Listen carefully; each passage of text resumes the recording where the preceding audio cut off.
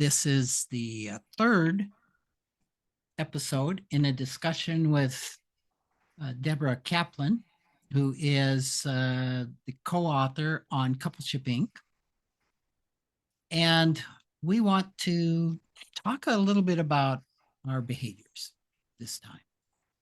So, and what I'd like to start with, and if you have the book, you can kind of follow along a little bit. In chapter 4, we're talking about assessments and exercises that you can use in conjunction with your behaviors. And what I would recommend is if you can either get the book, which is probably the easiest place to find this, or find the KMBI, the Klontz Money Behavior Inventory -R, and take that.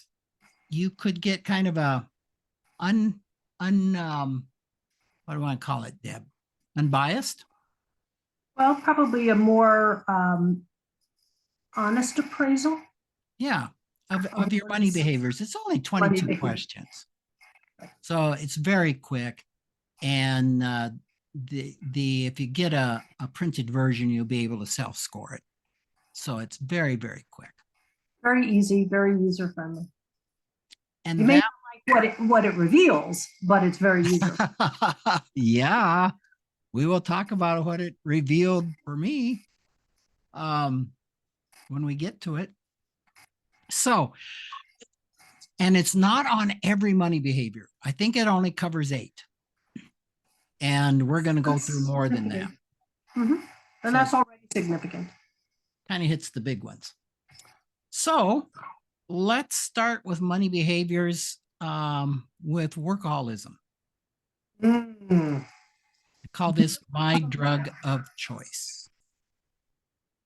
Say more. Well, I mean, I remember I worked 80 hours a week and my marriage was suffering, which is not unusual.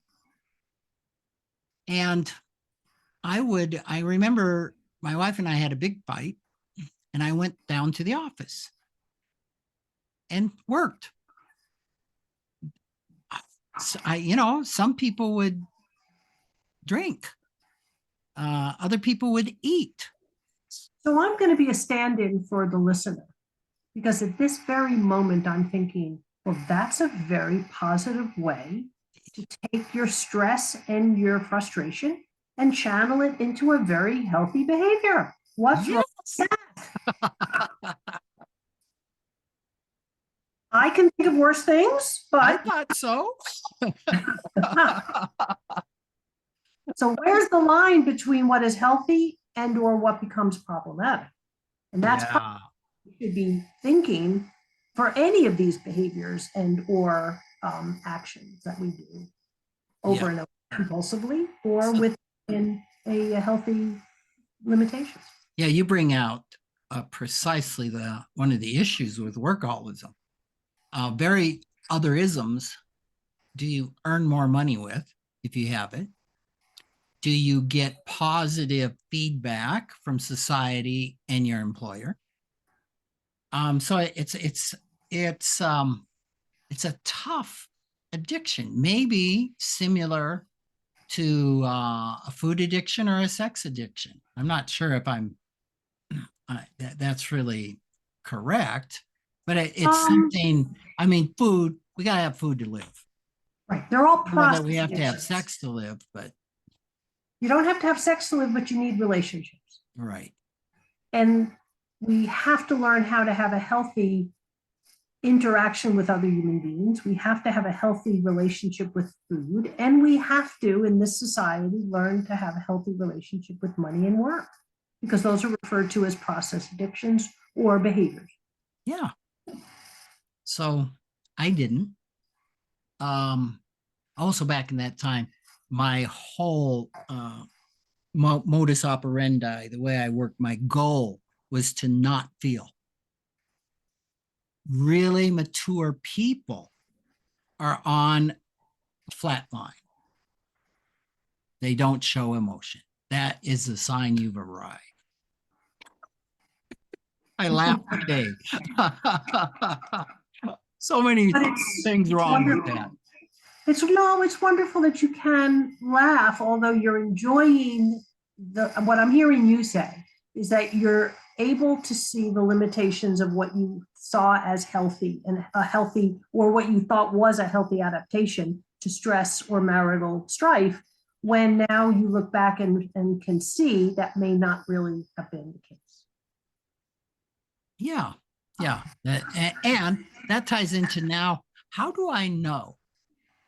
How do I know I'm recovered from work addiction? And how do I know that when I'm medicated? It's a very, very good question. Hard. And it's sometimes not easy to answer. For me,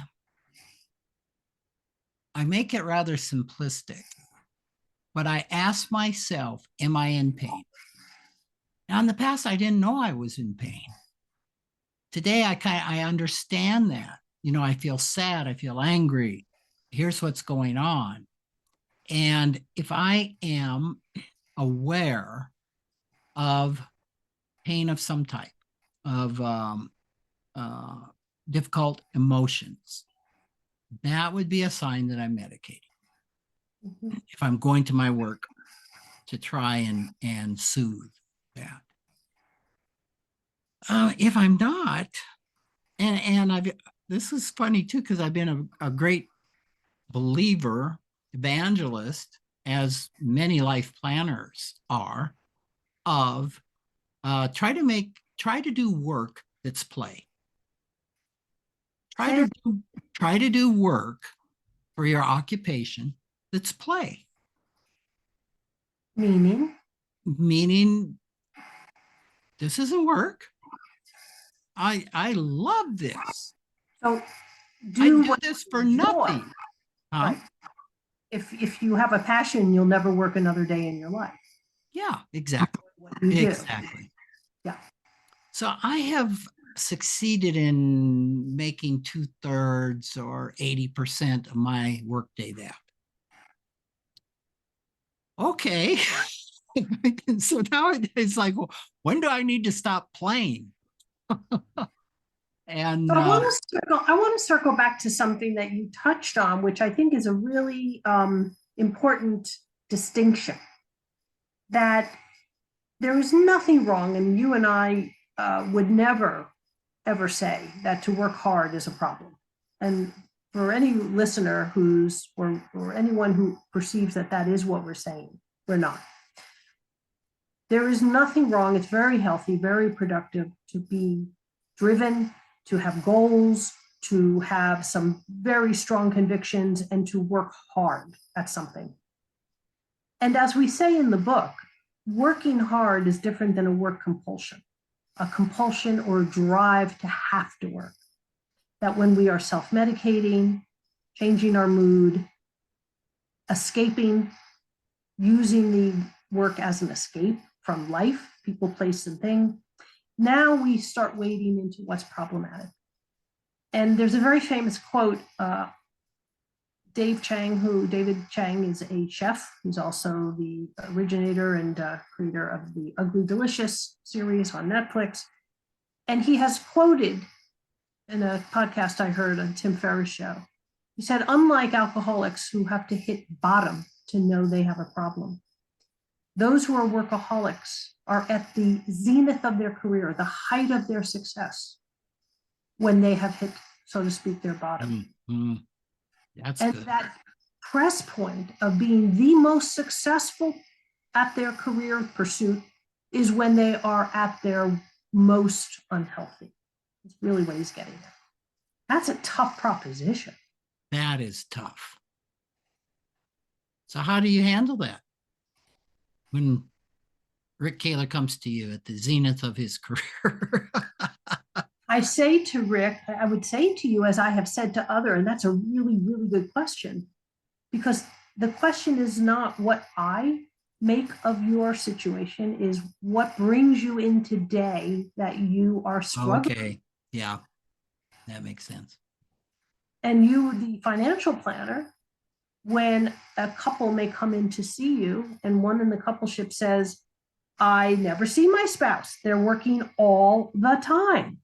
Sure, we can afford a vacation and to retire sooner than later, or we can buy another car.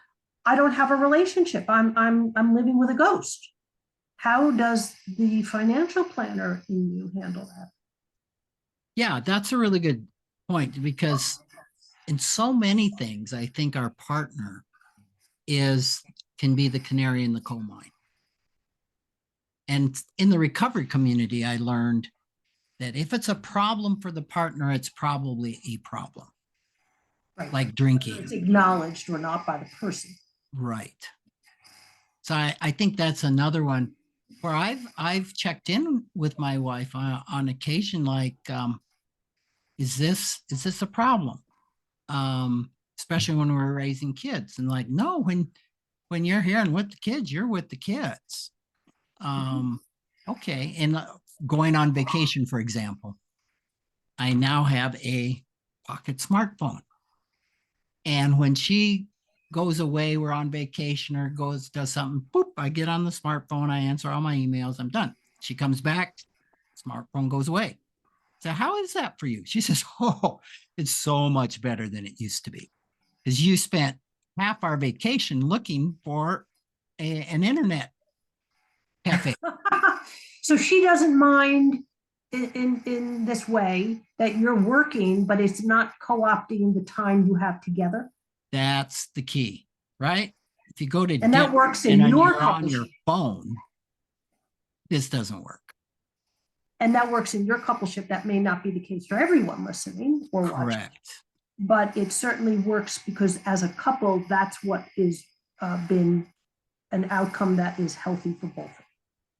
So I would see workaholics a lot, right? As a financial planner.